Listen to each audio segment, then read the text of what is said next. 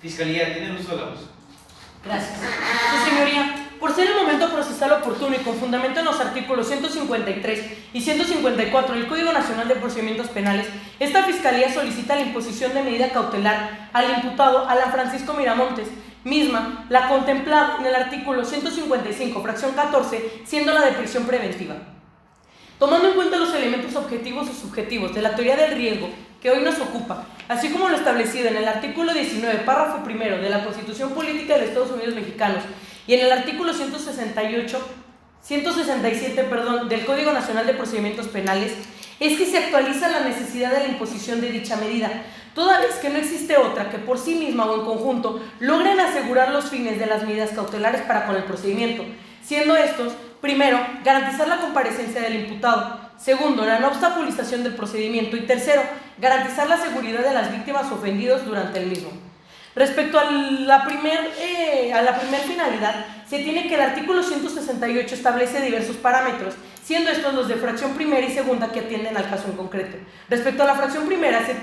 tiene el arraigo que se tenga en la ciudad por parte del imputado. Respecto a esto, su señoría, el domicilio proporcionado por el imputado, siendo en calle Córdoba de Argentina, número 3124, en la colonia Panamericana, no es de él, toda vez que es propiedad de la Oyoxisa,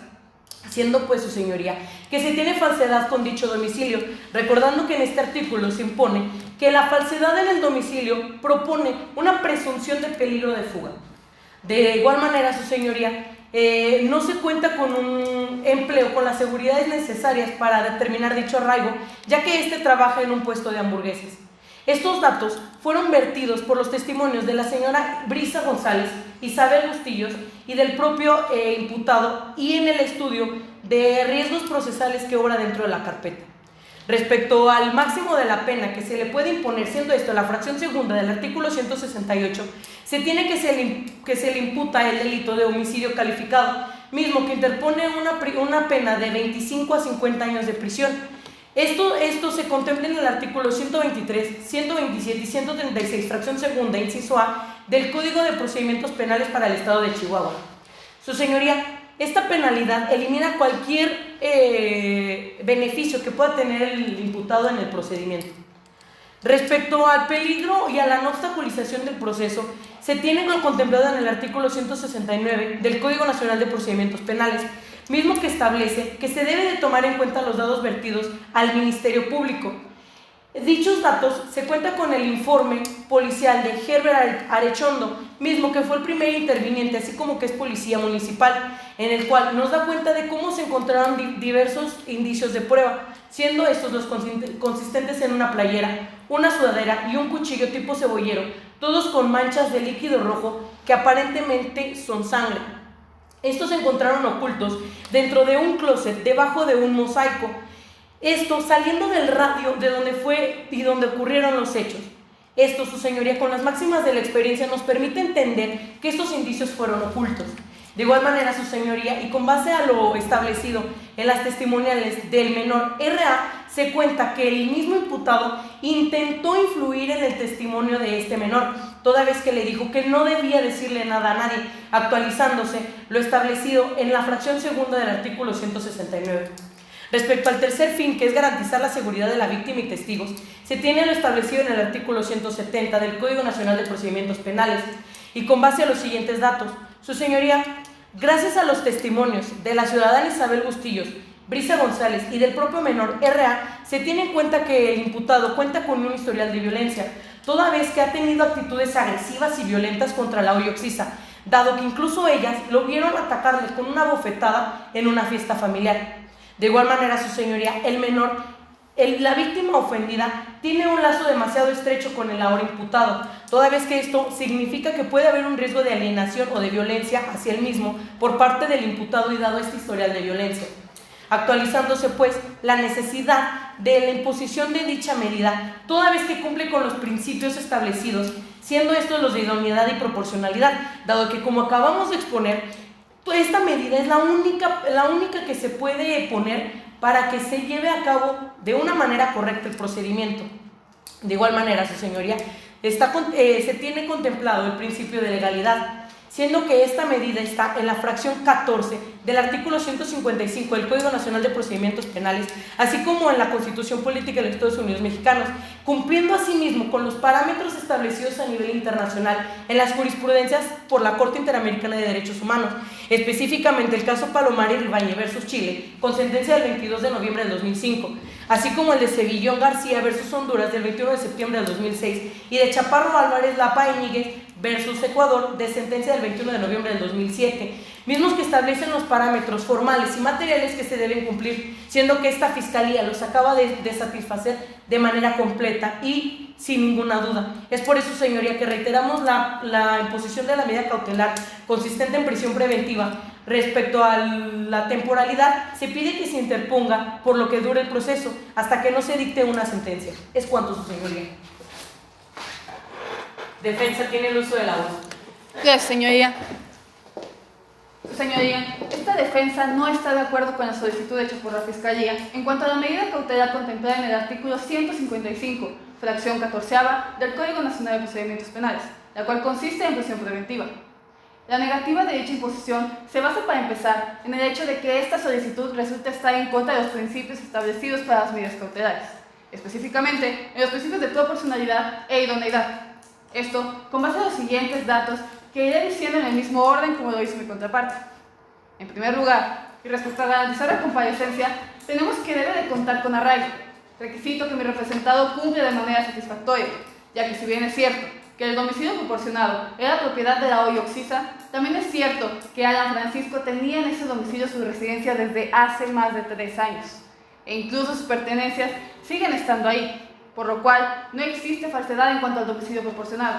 ya que era su lugar de residencia hasta que fue detenido. De igual manera, mi representado tiene toda su vida residiendo en esta ciudad de Chihuahua. Estos datos tienen apoyo en el estudio de riesgos procesales del Instituto de Estudios Previos del Juicio del Estado de Chihuahua, así como de las entrevistas de Brisa González, del menor de iniciales RA y del propio Alan Francisco. En segundo lugar, tenemos que las facilidades para abandonar el país. Respecto de esto, la Fiscalía expone que mi representado cuenta con visa y pasaporte. Sin embargo, señoría, contrario a como lo quiere mostrar el Ministerio Público, esto significa que el señor Alan sigue la normativa,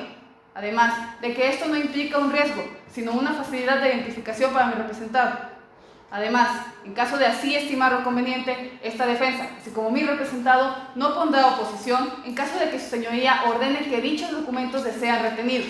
no como un indicio de que tenga la intención de escapar, sino como una muestra de la cooperación que ha tenido el mismo desde el inicio de este caso. En tercer lugar, y respecto al máximo de la penalidad del delito, la ley establece no solo la pena, sino la actitud voluntaria que tome el imputado. Es por ello, señoría, que ese dato no debe de ser tomado en cuenta en este caso concreto, pues como dice textualmente el estudio de riesgos procesales que se ha venido mencionado, dice la letra, que respecto al comportamiento del imputado no se tuvo un conocimiento de conductas que constituyen un delito de riesgo, e incluso rindió voluntariamente su entrevista al Ministerio Público. Incluso en la carpeta de investigación no se advierte que hubiera puesto resistencia durante su detención ni durante su tiempo de detención en los separos del Ministerio Público. Ahora bien, en atención a la no obstaculización del proceso, se tiene en cuenta en el informe proporcionado por el agente de Policía Municipal, Herbert Anchondo, donde se explica que quien hizo el llamamiento de auxilio fue el mismo Alan Francisco, quien además, cuando arribó el agente al lugar de los hechos, fue quien lo guió por el lugar, aportando información, respondiendo a todas sus preguntas y manteniendo una actitud accesible en todo momento. Sobre el riesgo de las víctimas o testigos, señoría, resulta inconsistente la referencia de que el señor Alan pudiera dañar al menor de iniciales RA, pues de las entrevistas, el propio menor imputado se desprende las acciones de afecto que han tenido el uno con el otro, respecto a la afiliación que existe e incluso el legal reconocimiento que tiene Alan sobre el menor y la guarda y custodia. Es en este entendido que la Fiscalía no satisface los requisitos establecidos por el Código Nacional y la Constitución, por lo que la medida cautelar solicitada va en contra de los parámetros establecidos para los derechos humanos, reconocidos a nivel nacional e internacional, por lo que la misma recaería en una violación hacia la libertad personal y hacia los derechos fundamentales. Partiendo, pues, por lo establecido por el artículo 1 de la Constitución Política de Estados Unidos Mexicanos, se tiene la obligación de garantizar el derecho pro persona, es decir, que se debe buscar la aplicación de medida que sea menos lesiva para sus derechos. Esto es así ante las circunstancias prácticas presentadas, en las cuales no se actualiza ninguna de las hipótesis en las cuales proceda la aplicación de la medida cautelar consistente en prisión preventiva, misma que se encuentran contenidas en el artículo 168, 169 y 170 del Código Nacional. Es así, su señoría, que usted debe de realizar un ejercicio de proporcionalidad para determinar si esta medida es realmente la idónea. Es por lo anterior que esta defensa no está de acuerdo con la petición de la Fiscalía, sino que tiene a bien sugerir una medida cautelar diversa, siendo la menos lesiva y contenida en el artículo 155, fracción 1 del Código Nacional, la cual consiste en la periódica presentación ante juez o autoridad distinta que aquel que usted designe, así como la contenida en la fracción quinta, siendo la prohibición de salir sin autorización del país, de la localidad o en la cual reside o del ámbito territorial que fije el juez. Es cuanto, señoría.